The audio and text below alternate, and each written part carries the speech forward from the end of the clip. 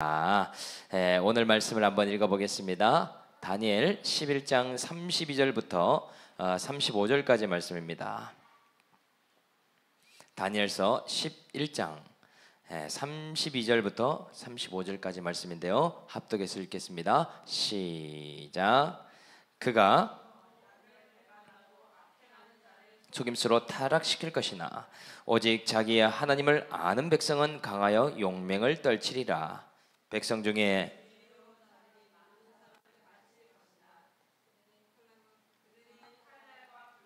사로잡힘과 약탈을 당하여 여러 날 동안 몰락하리라.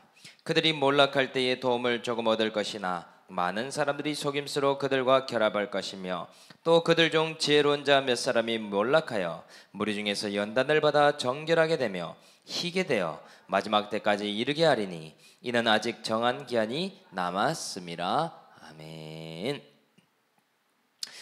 오늘 말씀 제목은요, 하나님을 아는 백성을 몰락을 통해 연단하십니다 라는 제목으로 하나님 말씀을 증거하도록 하겠습니다. 여러분은 내가 무엇을 좀 안다 라고 할 때요, 이 안다는 것의 정의를 어떻게 내리고 계십니까? 우리는 안다는 기준을요, 무엇에 잡느냐에 따라 완전히 다른 개념이 될 수가 있더라 라는 사실이죠. 작게는 내가 들어본 적 있는 것을 안다라고 말하는 사람이 있습니다. 인터넷에 검색해 봤더니 이런 맛집이 있더라고. 이것을 안다라고 말하는 사람이 있겠죠. 정보에 대해서 안다라고 할 수도 있겠다. 그런데요, 참으로 안다라고 말할 때는 반드시 두 가지 조건이 있어야 된다라고 이야기를 합니다. 한 가지는 개념 또는 지식이 있어야 되고, 또 다른 한 가지는 경험 또는 행동이 있어야 이 알미 참된 아는 것이 된다. 예를 들면 이런 것입니다. 개념이나 지식만 갖고 있는 사람은요, 실제로 그 아는 것을 행하라고 하면 당황하게 된다고 해요. 시어머니나 어머니에게 맛있는 음식에 대해서 이렇게 요리해야 된다 많이 들었지만은요, 그 실제를 요리를 내가 해야 된다고 하면 손이 떨리고 얼굴에 긴장이 되게 된다는 것이죠. 경험과 행동이 부재한 경우에 이렇게 좀 긴장을 하게 된다. 전도도 마찬가지겠죠. 전도에 대해서 나는 안다라고 하지만 전도의 현장에 나가면은요, 사람들을 마주하고 혹시 거절하면 어떡하나 두려움을 갖게 되는 것이 아니겠습니까? 그 또한 온전히 안다라고 할 수 없겠다. 그런데 반대의 경우도 있습니다. 경험만 있고 이런 개념과 지식이 없는 경우도 있더라는 것이죠. 이 사람은 어떻게 되는가 하면은요, 전도의 현장에는 쭉 있었지만 구체적인 매뉴얼이 내재되어 있지 않아서요, 금방 포기하게 되더라. 현장에만 있었지 디테일하게 알고 있는 것이 부족하지 않겠습니까? 그래서 이 두 가지가 함께 있을 때 안다라고 말할 수 있겠더라. 그래서 이 두 가지가요, 함께 있는 사람에게 나타나는 특징이 있는데요, 아주 자연스러운 자신감이 생기게 되더라. 음식을 해도 충분히 할 수 있다는 생각이 들고요, 전도를 해도요, 당당하게 나아갈 수 있더라. 저와 여러분, 하나님을 아는 것도 마찬가지겠죠. 오늘 목장에서요, 한번 나누실 때 나는 개념과 경험 중에 무엇이 부족한가? 이 두 가지가 함께 있어서 무엇을 할 때도 이 자신감과 당당함으로 할 수 있는가를 한번 아이스 브레이킹으로 나눠보시길 바랍니다. 그런데 오늘 다니엘서에서도 마찬가지죠. 하나님을 아는 백성이란 어떤 백성을 말하는 것일까요? 하나님에 대해서 말씀적으로 지식적으로 많이 아는 사람을 말하는 것일까? 아닌 것이죠. 또는 고난 중에 하나님을 단편적으로 경험한 그런 사람이겠는가? 이것 또한 아니더라. 말씀과 경험이 같이 가고 있을 때 나의 하나님을 만나게 되는 자를 하나님을 안다라고 기록하고 있더라는 것이죠. 그래서요, 오늘은 하나님을 아는 것에 대한 정의를 두 가지로 새롭게 내려보도록 하겠습니다. 먼저요, 하나님을 안다. 첫째는요, 언약의 소중함을 깨닫고 목숨처럼 지키는 것이다. 32절을 같이 한번 읽어보도록 하겠습니다. 32절 시작. 그가 또 언약을 배반하고 악행하는 자를 속임수로 타락시킬 것이나 오직 자기의 하나님을 아는 백성은 강하여 용맹을 떨치리라. 아멘. 여러분, 다니엘서에 등장하는 왕들 중에서요, 유독 많이 나오는 왕이 한 사람이 있죠. 그 사람은 바로 안티오쿠스 4세라는 왕입니다. 아주 폭군으로 알려져 있는 왕이죠. 그런데요, 이 사람이 하나님 앞에서도 악한 왕으로 평가되는 이유가 무엇일까? 이 사람은 단순히 교만하고 잔인한 사람이다, 그 정도의 이야기가 아님을 알 수 있죠. 이 사람은요, 점점 더 믿는 성도들에게 강포를 행하는 자였음을 알 수 있습니다. 이 안티오쿠스 4세가 예루살렘 성전에다가 무엇을 세워놓은지 아십니까? 예루살렘 성전에 이 번제단을 놓는 곳에 번제단 대신에 제우스 신상을 세우게 하죠. 그러면서요, 번제에 제물을 태우지 말고 제우스에게 절을 하는 그런 의식을 행하라. 오늘부로 너희는 이 명령을 따라 제우스 신상을 예배하라고 말했다라는 것이죠.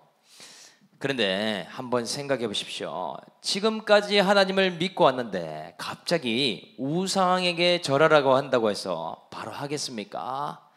안 하겠죠. 그렇게 안 할 것을 알고요, 속임수와 동시에 처형을 하기 시작합니다. 어떻게 말했는가? 너네가 잠깐 절한다고 해서 별일이야 생기겠어? 그런데 절을 안 하면 너희는 목숨을 잃게 될 것이다. 그러면서요, 그 절을 안 하는 사람을 화형을 시켜서 불에 태우는 일을 사람들이 보는 곳에서 하게 했더라. 그것을 볼 때 사람들이 얼마나 두려웠겠습니까? 또 때로는요, 칼로 피부를 벗겨서요 죽이는 일을 이 안티오쿠스 4세가 했다는 것이죠. 그래서요, 절하는 사람에게는 아주 옹호 정책을 폈습니다. 너무나 잘한다라고 치켜 세우고요, 이득을 취할 수 있도록 도와줬다는 것이죠. 그러니 이 믿음을 지키는 일이 얼마나 힘들었겠는가. 그래서 사람이 제일 잘 속는 때가 언제인지를 알 수 있죠. 그것은요, 두려울 때입니다. 더 정확히 말하면 두려움과 속임수가 만날 때 사람이 속기가 쉽겠더라. 제일 잘 넘어갈 때는요, 무서움에 빠졌는데 그때 바로 유혹이 찾아오면은요, 하나님을 배반하기가 쉽지 않겠습니까? 왜냐? 내가 먼저 살아야 되기 때문이죠. 그때에 제일 거짓에 많이 속고 하나님과의 언약을 버려버릴 가능성이 크다는 것을 오늘 보여주고 있는 것이더라. 그래서요, 이때 당시에도 실제로 많은 사람들이 배도를 했다라고 기록합니다. 가증한 우상 앞에 절하는 자들이 많이 있었다라는 것이죠.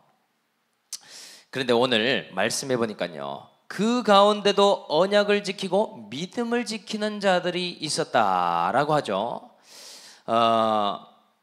여러분, 이 사람들은요, 어떻게 언약을 지킬 수가 있었을까? 언약을 다른 말로 하면은요, 믿음을 지킬 때에 기업을 받게 되는 것을 말하죠. 구원을 얻게 되고 하나님이 주시는 상급을 누릴 수 있는 길이 언약을 믿음으로 지키는 길이 아니겠습니까? 그런데 이 사람들은요, 어떻게 배도하지 않았을까 너무나 궁금한데요, 오늘 말씀에 소개하기를 이들은 오직 자기 하나님을 아는 자들이었다라고 기록하고 있습니다. 이 중에는 순교하는 사람들도 있었을 것입니다. 죽어도 천국에 가게 되겠죠. 혹독한 핍박과 또 비방을 당하는 사람들도 있었습니다. 그런데 감내할 수 있었던 이유가 무엇인가? 이 사람들은 하나님을 지식으로 아는 백성들이 아니었다라는 것이죠. 누구의 하나님, 부모님의 하나님으로 알고 있는 정도가 아니더라. 오직 자기의 하나님을 아는 백성, 곧 지금까지 들은 말씀대로 지금 실제로 경험하고 있는 그러한 자들이 끝까지 굴하지를 않더라는 것이죠. 그래서요, 이러한 명령에도 굴하지 않고 용맹을 떨치더라 라고 되어 있더라. 담대함으로 우상 숭배에 절하지 않았습니다. 하나님의 언약을 저버리지 않았습니다. 믿음으로 나에게 주실 기업과 구원을 반드시 지켜내리라. 그래서 이들은요, 말씀대로 하나님을 믿다 보니까요, 복만 주시는 작은 하나님을 믿지 않고 있습니다. 온실 속에 하나님을 생각으로 가둬놓지 않았다는 것이죠. 이러한 환난과 핍박도 허락하실 수 있으며 심지어 순교로 천국에 바로 들여보내실 수 있는 분도 하나님이심을 믿었더라라는 사실이죠.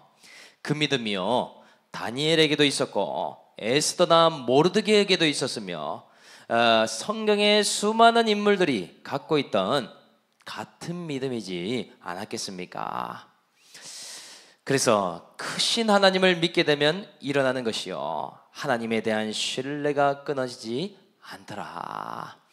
언약을 버리지 않게 된다라는 사실이죠. 모든 것을 주관하시는 이가 하나님이시니 두려움 속에 속지 않기로 결단을 하게 되더라. 그래서 적용을 해본다면요, 나는 하나님을 아는 백성인가 아닌가가 참 궁금하지 않습니까? 이런 질문을 하면은요, 우리는 하나님을 안다라고 이야기를 하겠죠. 왜냐? 창세기의 말씀으로 하나님이 천지를 창조하셨다는 것을 우리가 들었기 때문이죠.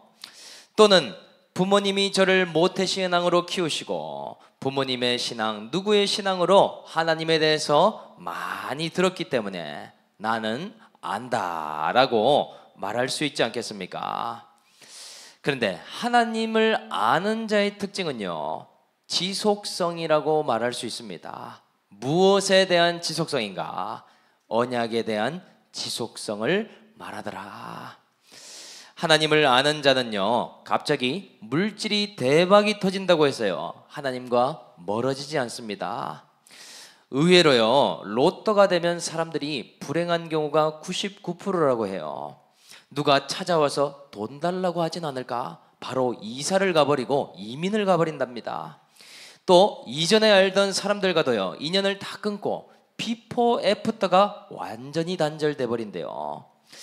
그만큼 이 물질을 혹시나 잃어버리지 않을까, 이 두려움에 속게 되더라는 것이죠. 또 반대의 경우도 있습니다. 이해할 수 없는 고난, 정말 납득할 수 없는 사건을 만날 때 그때에도 하나님에 대한 신뢰를 잃지 않게 되더라. 형통할 때나 형통치 못할 때나 잘 될 때나 어려울 때나 하나님 곁을 떠나지 않고요, 언약을 기억하게 된다라는 것이죠. 그런데 여러분, 언제 내 믿음이 잘 단절되는지 아십니까? 내가 원치 않는 상황, 특히 두려운 환경을 줄 때예요. 지금까지 이끌어 오신 하나님을 부정하게 되어 있더라. 너무나 속임당하기 쉬운 환경이 아니겠습니까? 나는 그런 길을 가고 싶지 않고 그런 하나님이라면 믿고 싶지 않기 때문에 스스로 미혹에 넘어지게 되더라. 그래서 어떤 해석을 해버리는지 아십니까? 이전까지 인도하신 하나님은 맞는데 지금 이건 내가 믿는 하나님이 아니야. 과거까지 나를 책임지신 하나님은 내 하나님이 맞는데 이런 고난을 허락하실 리는 없어. 우연일 거라고 하며 포장으로 덮어버린다는 것이죠. 그래서요, 와이파이가 끊어지듯이요, 연결이 딱 끊어져 버리게 됩니다. 그래서 그 결론이 무엇인가? 믿음을 버리고요, 하나님이 주신 기업을 포기하는 방향으로 간다는 것이죠. 하나님이 나에게 주신 믿음으로 지켜야 할 나의 기업들이 있잖아요. 곧 나의 자녀들입니다. 곧 나의 가정이며 또 나에게 주신 그리스도의 몸된 공동체가 되겠죠. 요즘 SNS에 보니까요, 참 유명한 말이 있는데요. 더 이상 이혼은 죄도 망신도 아니고 기호일 뿐이다. 정말 표면적으로는 맞는 말이지 않습니까? 그만큼 힘든데, 괴로운데 굳이 가정을 지켜야 되는가? 그런데 믿음의 관점으로 보면 어떻습니까? 기업을 잃어버리는 일일 수도 있잖아요. 그래서 저도요, 이 목회를 하면서 정말 크신 하나님을 요즘 만나고 있는데요, 제가 만나는 하나님은요, 말씀을 주시면서 안심하시는 분이다 라는 생각을 했습니다. 저에게요, 크고 놀라운 일들을 행하시면서요, 말씀을 통해서 그대로 경험하게 하시는 하나님을 제가 겪고 있더라는 것이죠. 그래서요, 욥기와 에스더와 다니엘서에서 나타난 하나님을 제가 동시에 경험하는 일들을 하며 놀라게 되는 시간이 있게 되었습니다. 그런데 제가요, 만약 목회를 하면서도 잘 될 때도 있고 안 될 때도 있는데, 잘 될 때는 자만함으로 하나님과 멀어진다고 하면은요, 안 될 때는 그 순간에 하나님께 부름을 받은 것을 부정하고 싶지 않겠습니까? 그런 유혹이 생기는 것이죠.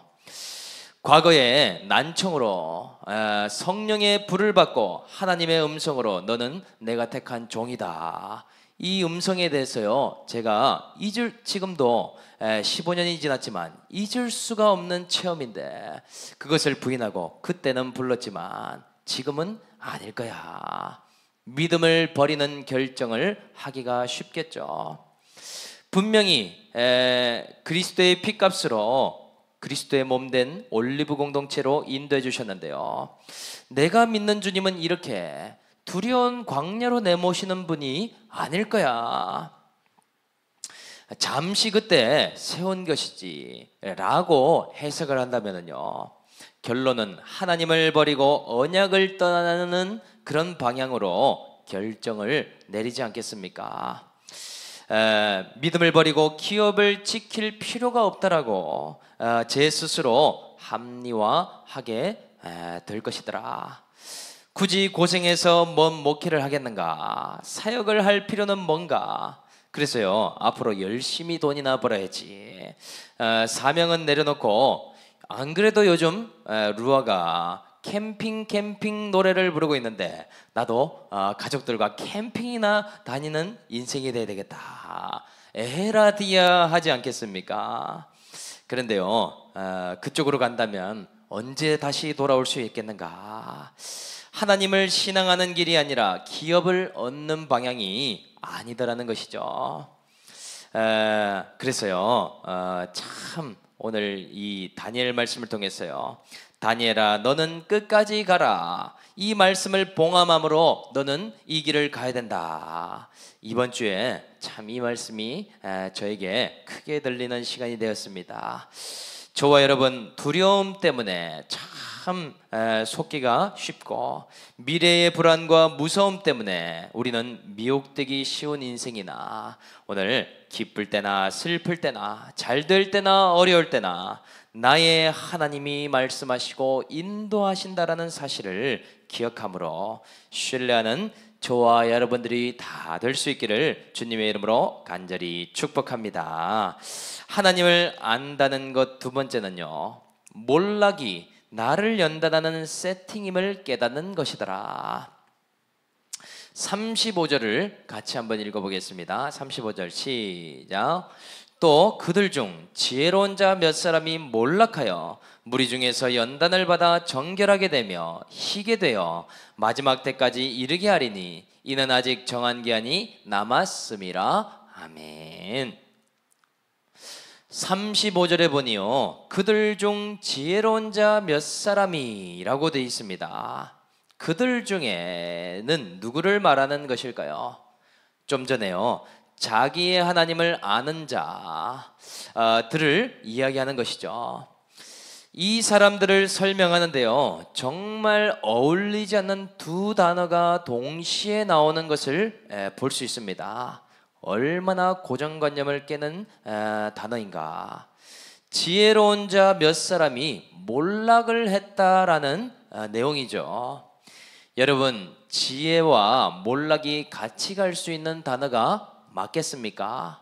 어울리는 단어가 되냐는 말이죠. 지혜로운데 그 사람의 길이 몰락한다. 이상하잖아요. 지식이 총명한데 그 인생이 나락을 간다. 뭔가 언밸런스하거나 잘못 기록한 것이 아니겠는가. 보통은요, 미련한 자가 몰락의 길을 가고 어리석은 자가 쇠퇴하는 것이 짝이 맞는 이야기가 아니겠는가 하는 것이죠. 그런데 심지어 그 지혜로운 사람이 자기의 하나님을 아는 사람인데도 그러한 일이 일어나는 이유가 무엇일까 하는 것이죠. 하나님께서 일부러 그러는 것이 아니라면 뜻이 숨겨져 있는 것이 아니겠는가.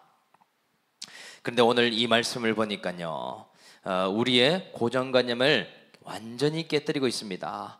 이 몰락이라는 녀석 또한 하는 역할이 있다라고 기록한다는 것이죠. 지혜로운 자, 하나님을 아는 자에게는 이 몰락이 어떤 기능을 작용을 하고 있더라. 뭐라고 돼 있냐면요, 이 몰락은 연단하는 역할을 맡은 수고라고 돼 있습니다. 이 연단을 받게 되는 사람은요, 지혜로운 자인데 정결하게 되어진다. 그 결과가 깨끗해지고 희게 되어지는 결론으로 반드시 나타나게 된다라고 말씀하더라. 마치요, 불순물이 많이 있는 금이 뜨거운 불에 들어갈 때 불순물이 다 사라지고 정금이 되는 것처럼 그러한 연단이 되더라라는 사실이죠. 그래서요, 정결케 하는데 최고의 수고자는 몰락이라고 이야기를 한다라는 것이죠. 몰락의 시간을 통해 그 영혼이 희게 되고 점점 더 구원에 이르게 된다라는 사실을 말하고 있지 않겠습니까? 그래서요, 그때가 언제까지인가 그 내용을 보니 마지막 때까지 이르게 된다. 이 사람들은요, 마지막에 하나님께 발견되는 모습이요, 거룩의 모습이요, 구원받는 모습이요, 정결한 모습으로 하나님 앞에 발견되어진다라는 사실이죠. 그런데 그 과정이 사람의 생각으로는 이해할 수 없는 과정이 되겠더라. 그래서 이 두 번째 대지도 한번 적용을 해본다면요, 우리는 다 인생의 주제가가 나는 지혜롭다, 스스로 지식이 있다라고 주장을 하지 않습니까? 매일매일 성경을 읽어도 하나님이 얼마나 크신 분인가 우리는 사실 가늠조차 할 수 없는데요, 20년 30년 신앙생활하면 하나님에 대해서도 다 알고 나는 지혜로운 인생이다 생각할 때가 참 많죠.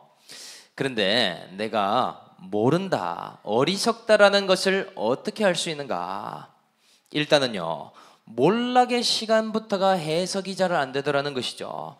나는 아무리 봐도 착하고 순종자라고 지혜로운 인생인 것 같은데 내 인생에 또 내 물질과 내 가정이 몰락이라는 시간이 오다니 이 몰락이 무슨 말이냐 생각하지 않겠습니까? 이게 사람의 상식으로는요 이해가 안 되는 영역이 되더라. 그래서 지혜로운 자들도요 이 몰락의 시간이 나를 연단하는 시간일 것이라고는 생각 자체를 못하는 것이 아니겠는가. 때로는 관계의 몰락이 찾아옵니다. 내가 믿었던 사람, 내가 의지하는 대상, 그렇게 믿었는데 어떻게 사라지는가. 참 사람의 관계도요 이 다 알 수가 없죠. 영원한 적도 없고 영원한 악원도 없더라.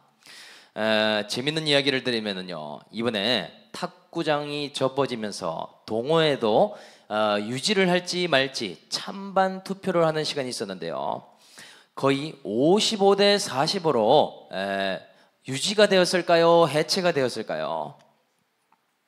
예, 유지가 55였는데 결론적으로 말하면 해체가 되었습니다. 왜냐면은요 회원들은 유지를 하자고 했는데 5명의 임원진 중에 4명이 사표를 내게 되므로 해체가 되더라고요. 그런데 참 재밌는 사실을 이 임원이 알려주더라고요. 목사님, 이 투표를 했는데 신기한 현상이 일어났어요. 매주 한 번도 안 빠진 동호 회원들은 다 동호회를 해체하자고 투표를 던졌더라고요. 그리고 반대로요 한 달에 한 번씩 띄엄띄엄 저같이 나오는 나이롱의 사람들은 다 유지를 하자고 투표를 던졌어요. 이거 어떻게 해석해야 될까요? 정말 사람의 마음은 모르는 일이지 않습니까? 정말 그런데요 이렇게 관계가 어느 순간에 이렇게 무너지는 시간들이 우리에게도 찾아오게 되더라. 또 물질의 몰락이 올 때가 있죠. 가게를 이어가고 뒷바라지 자녀들을 위해서도 수고해야 되는데요 직장에 어려움이 있을 때도 있고요 취업을 했을 때도 또 타산이 안 맞을 때도 있지 않겠습니까?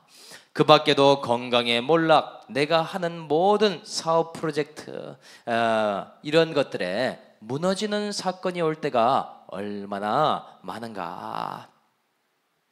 그런데요 이 모든 시간이 무엇을 위한 시간인가? 놀랍게도 나를 연단하기 위한 하나님의 시간이라는 사실이죠. 이것을 우리는 깨달아야 되겠더라.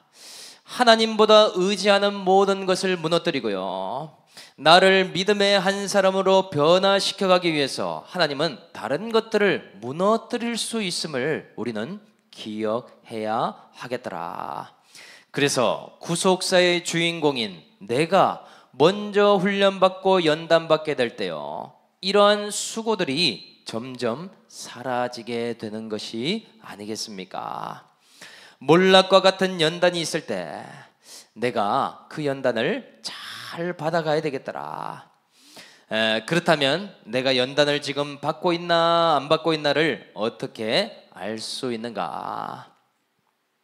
내가요 눈에 보이지 않지만 점점 더 정결해져 가고 있다면 지금 연단을 잘 받고 있는 것이 맞더라. 내 죄가 회개되고 돌이켜지고 있다면요 그 방향이 지금 순방향으로 잘 가고 있더라는 것이죠. 그런데 만약 연단을 피해가고 있다면 어떻게 되겠습니까? 거룩과는 거리가 점점 멀어지게 될 것입니다. 죄와 중독의 문제 회개하지 않고 덮어놓고 가게 될 뿐이라는 것이죠. 다시 과거로 돌아가는 그런 삶이 되더라. 육신의 안위와 행복을 쫓아가면서 그것을 최고의 가치로 살아가게 되지 않겠는가? 그래서요, 연단의 과정에 들어왔다면 우리는 이러한 연단을 받아야 되겠는데요, 연단받지 못하게 하는 우리의 뼛속 깊은 가치관이 한 가지가 있더라. 그것은 꽝과도 같은 1차원적인 가치관인데요, 내가 보고 싶지 않은 것만 눈만 가리면 나는 괜찮아질 거야 라는 생각입니다. 몰락의 환경이 문제처럼 보인다면 그 환경만 바꾸면 나는 괜찮아질 거야. 정말 거꾸로적인 생각이 아니겠습니까? 하나님의 포커스는 나인데 주변 바운더리가 문제라고 그것을 바꾸면 된다. 여러분, 사울도 그러지 않았습니까? 자꾸만 자신이 몰락하는 것 같은 환경에서 다윗을 문제로 삼았죠. 사울은 천천히요, 다윗은 만만이라, 다윗을 없애면 나는 괜찮아질 거야 했는데 결론은요, 자신을 다루는 하나님을 사울이 몰랐을 뿐인 것이죠. 또요, 야곱도 그렇지 않았습니까? 형에게 쫓기고 라반의 집에 20년 동안 고생하면서요, 그야말로 지쳐버렸습니다. 그래서 신앙도 하나님도 모르겠고 그냥 세겜에서 평생 누리면서 살자 그랬는데 점점 자녀의 수고가 커지는 역사가 있게 되지 않았습니까? 그 자녀가 수고했을 때도 야곱의 해석이 기가 막히죠. 이제 좀 편안하게 살려고 세겜에 왔더니 너네가 왜 난동을 피워 나를 이곳에 있지 못하게 하느냐. 산전수전을 겪어도요, 야곱이 깨닫지 못하고 있지 않습니까? 그래서요, 참 이러한 지혜가 이 몰락을 해석하는 것에서 있게 되더라. 우리는요, 몰락의 환경이 올 때 기억해야 할 것이 한 가지 있습니다. 바로 나의 연단을 위한 환경이구나. 나를 믿음의 사람으로 훈련하기 위한 과정이구나. 어떠한 몰락에서도 내가 정결케 되기를 하나님이 기다리고 계시구나. 회개와 죄를 씻는 과정을 이 시간을 통해 거치게 하셨으니 내가 이 연단을 잘 받아나가리라. 이러한 고백으로 나아가야 되지 않겠습니까? 우리 모두가 그가 나를 아시나니 그가 나를 정금과 같이 단련하신 후에 내가 정금처럼 나오리라. 이러한 고백으로 구원의 인생, 정결한 인생이 다 될 수 있는 저와 올리브 공동체가 되기를 주님의 이름으로 축복합니다.